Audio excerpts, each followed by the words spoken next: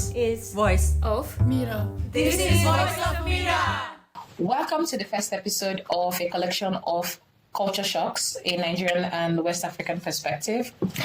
This is a disclaimer that this is my perspective as a Nigerian who is coming from West Africa. And today on the first episode, I have a dear friend of mine, Chika, and I'm going to be asking her some questions and observations as a resident of Hungary. And so let's dive right in. So Thank you for having me. Thank you for having me here. I'm happy to be here. My name is Chika. I'm glad to be here to share my own perspective as well. Okay, so I'm going to be asking you some questions, but I'm going to start off the bat. I'm going to ask you, how long have you lived in Hungary? I've lived in Hungary for a very long time, for about 7 years and some change. I think 8 years, yeah. Oh, that's a really long Really time. long time, yeah. Okay.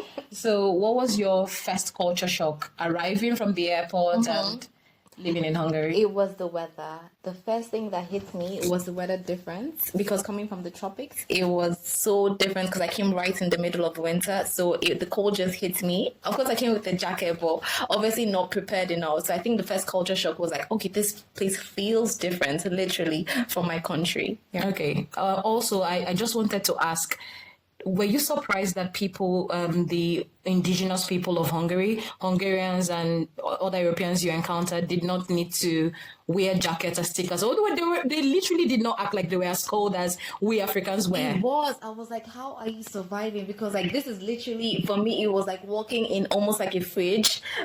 And Walking in a fridge. Yeah. And they seem so normal, and they will go out for their cigarette breaks, their coffee breaks, even in the cold. And I'm like, no, I just want to be inside. So yeah, I think it was shocking for me that, because they had come from this place, the cold didn't affect them as much. Yeah, that's true. I think for me, something that was also an observation was the way, and a shock for me, for a person who has also lived here for 6 years, is how they went around their normal lives. Like, cold was not even anything to bother about. Okay, so is there any other culture shock you experienced now in 8 years? It's a really long time. Yeah. So there must be a couple, and we'll just talk about a few. I would like us to get to the juicy part, which is dating, if you don't mind, and then anything that comes to heart to just tell us your Right off experience. with the juicy one. Dating, Yes. yeah. Okay. Something that affects everyone. Okay, I think my culture shock as it regards to dating would definitely be the public display of affection. We don't have it as prevalent in Nigeria as we have it here.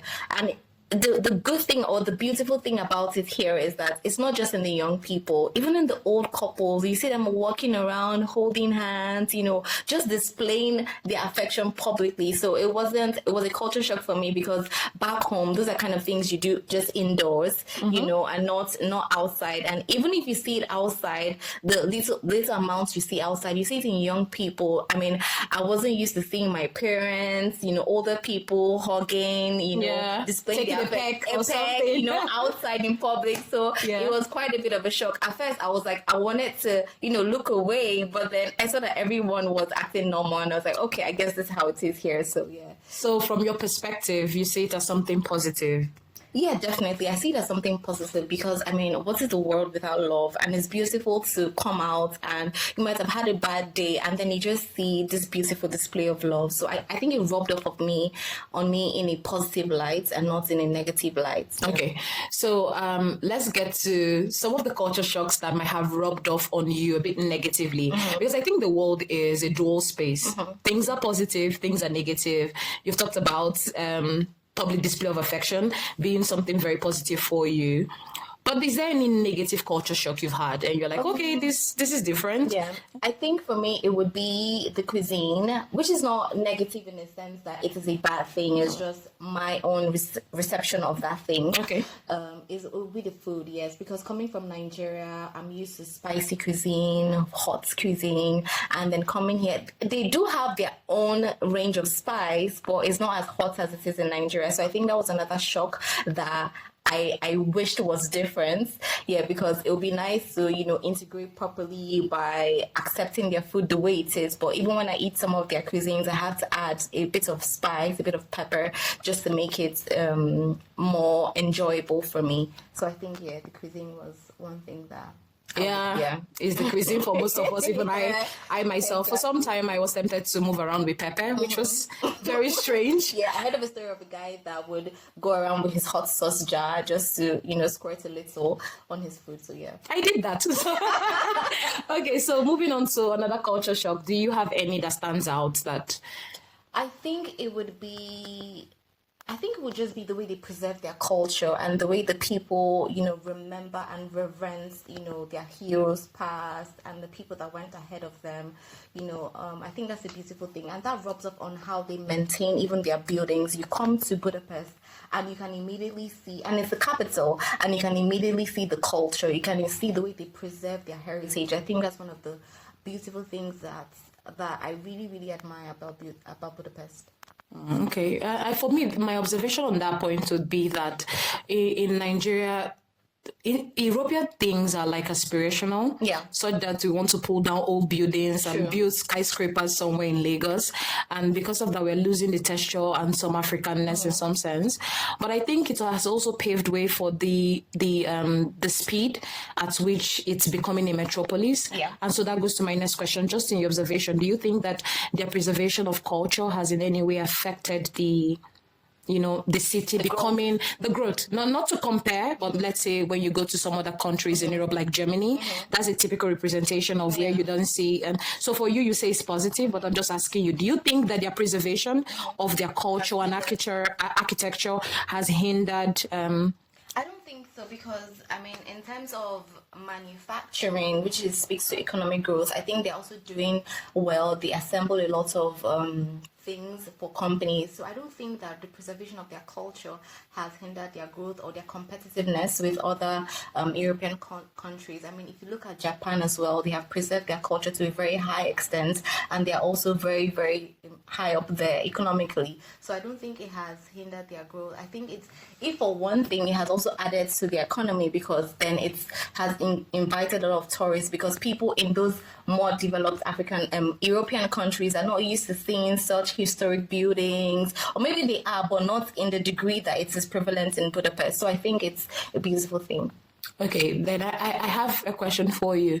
Have you been profiled because of culture in any way? And just to throw some light in it is, there are culture shocks that you've had and you're like, okay, this looks different.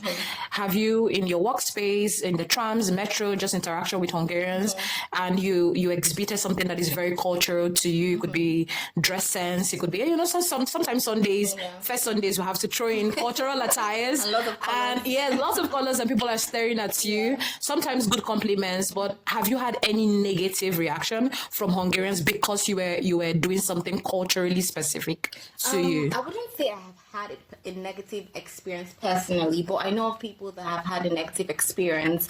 And I think, so for one, the positive experiences I've had, let me just start with that, is maybe, like you said, Sunday, when I'm wearing our colorful African print, and then they're like, oh, wow, this is different. Or when we let our natural hair out, and they're like, oh, wow, I haven't seen this as much. And so that's that. And the negative experiences that I've heard of that people experience sometimes when, because in Nigeria and in most African countries, we're a bit loud. And Very loud. Yeah, and very expressive verbally. So emphatic,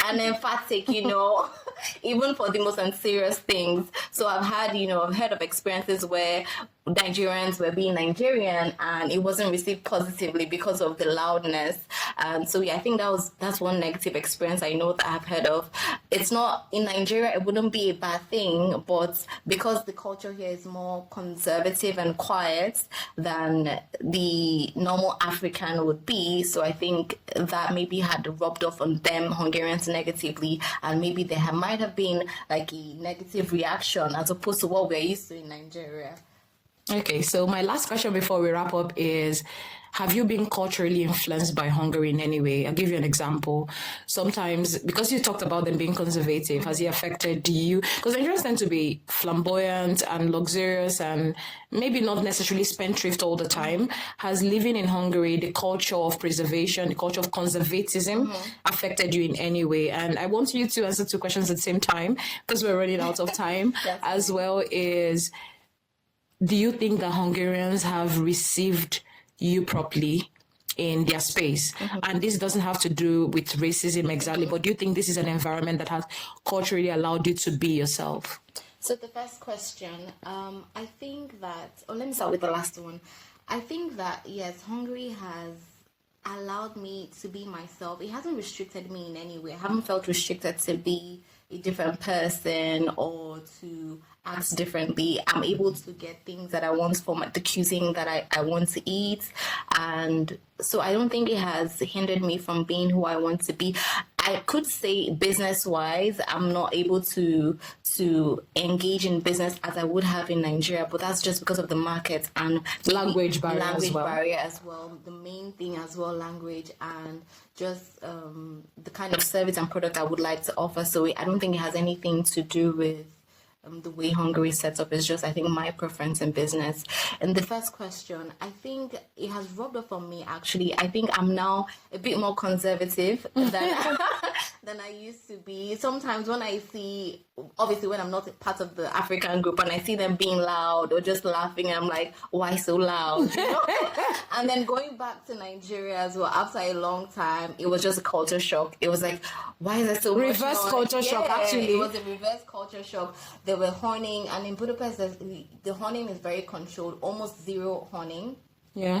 From the cars, whereas in Nigeria it's a lot of horning from the cars. So I think that was a culture shock, a reverse culture shock when I went back. Yeah. And I realized I was more conservative than I came. Yeah, speaking on that, I realized that silence was really cherished here, and that has really rubbed off on me, particularly that even when you see people in traffic, they don't honk the horns continuously. There is it's a bit more, well, I don't want to say it's a slower paced society, which can be positive and also can be depending on perspective, actually. Thank you so much for your time, and maybe you'll be in the next episode where we have 3 people. Fingers crossed. Fingers crossed. Bye-bye. Bye.